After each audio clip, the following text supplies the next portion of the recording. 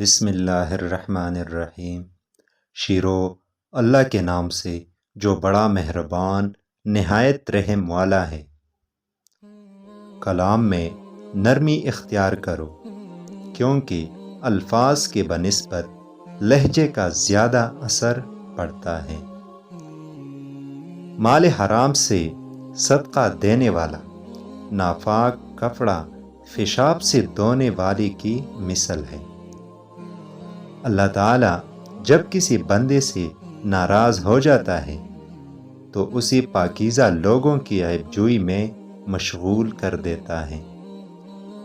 ایک زبان بولنے والے نہیں بلکہ ایک جیسے جذبات رکھنے والے لوگ ایک دوسرے کو سمجھتے ہیں۔ عبادت کا کوئی اصول نہیں ہے، وہ ہر اس آواز کو سنتا ہے جو مخلص آدمی کے دل سے نکلتی ہے۔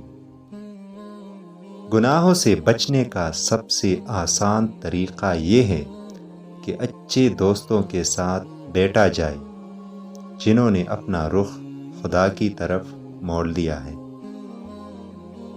جس کا اچھا دوست ہو اسے آئینے کی ضرورت نہیں ہوتی۔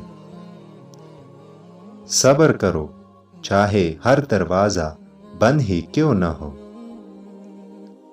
ہر درخت جو آپ بوتے ہیں وہ پھل دے گا، لہٰذا اگر آپ کو احساس ہے میرے دوست تو محبت کے سوا کچھ نہ بونا۔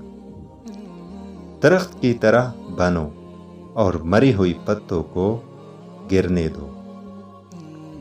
اپنی ضروریات کے لیے دوسروں کی طرف مت دیکھو، جس نے تمہیں پیدا کیا وہ تمہاری ضروریات بھی پوری کرے گا۔ اپنی دل میں مٹاس تلاش کرو، پھر تمہیں ہر دل میں مٹاس ملے گی۔